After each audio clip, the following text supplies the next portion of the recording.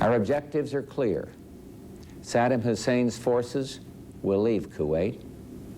The legitimate government of Kuwait will be restored to its rightful place, and Kuwait will once again be free. Iraq will eventually comply with all relevant United Nations resolutions, and then, when peace is restored, it is our hope that Iraq will live as a peaceful and cooperative member of the family of nations, thus enhancing the security and stability of the Gulf. Some may ask, why act now? Why not wait?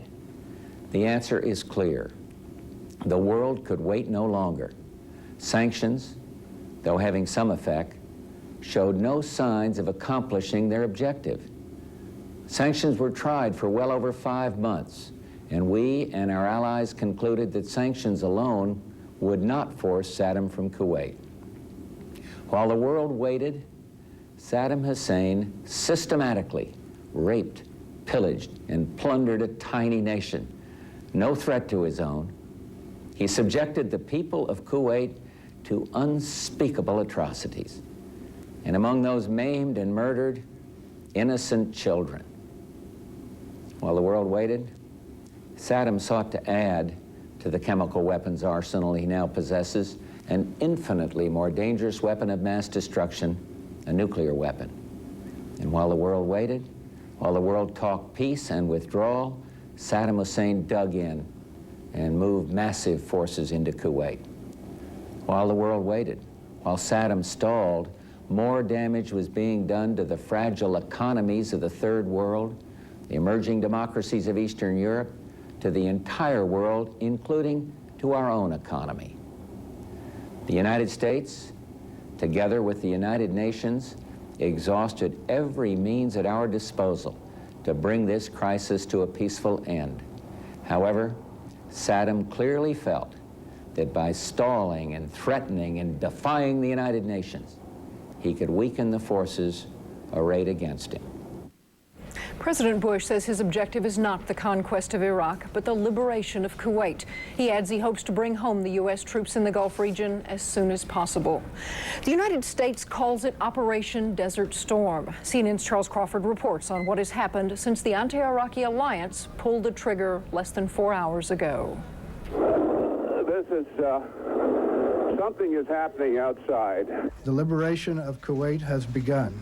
Reports say the long-awaited airstrikes hit Iraq with mammoth force. The first targets, as many as possible of Iraq's command and control centers, the eyes and ears of the Iraqi armed forces. Also, missile bases, anti-aircraft weapons, airports throughout Iraq. The weapons believed to be F-15 fighters, also F-4 fighters, and FB-111 fighter bombers. Allied officials confirm Saudi and British warplanes took part also.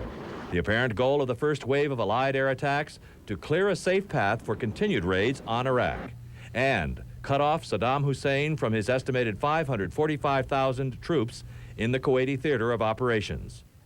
Then, reports from U.S. officials in the Persian Gulf, a safe return of the first wave of U.S. warplanes. General Norman Schwarzkopf, commander of the U.S. forces in Saudi Arabia, issued this statement. You are a member of the most powerful force of our country in coalition with our allies that has ever been assembled in a single theater to face such an aggressor. Now you have trained hard for this battle and you are ready. Our cause is just.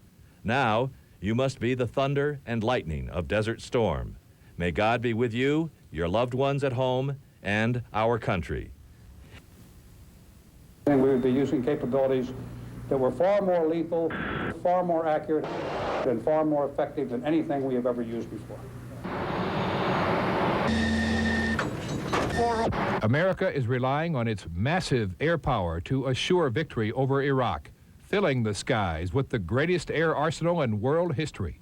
Fighters and bombers they call Stealth, Hornet, Prowler, Tomcat, Weasel, Eagle, Falcon, F-111s, F-14s, 15s, 16s, B-52s, hundreds of planes taking off from carriers in the Persian Gulf from bases in Saudi Arabia.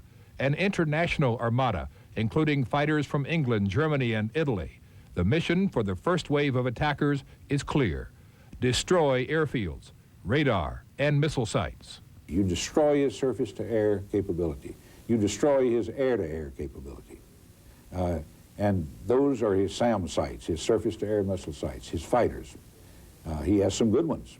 Don't think that this is going to be a piece of cake. We really want to cripple their eyes and ears just as soon as possible, their command and control.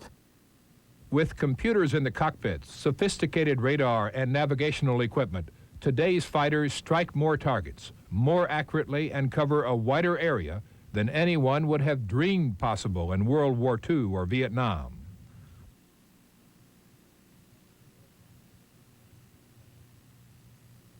Bombing runs in World War II were not very accurate. Hundreds of planes on each mission dropped bombs and did not always destroy targets. If they had had F-111s back then, 8 of them could have pulled off many of the same missions and destroyed targets with certainty.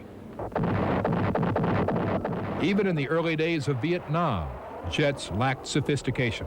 Everything was being done eyeball. I had to put that aircraft in the proper dive angle, at the proper speed, at the proper angle of attack, and release the bombs at the proper altitude above the target. And I had to do that all myself. In Vietnam, fighters could not fight and fly effectively at night. Today, they can.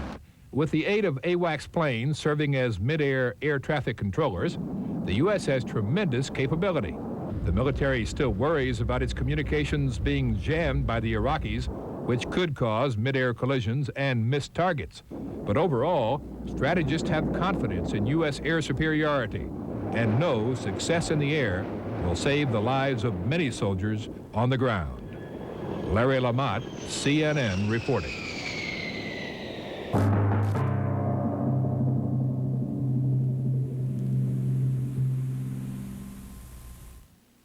This is CNN, a network of Turner Broadcasting System.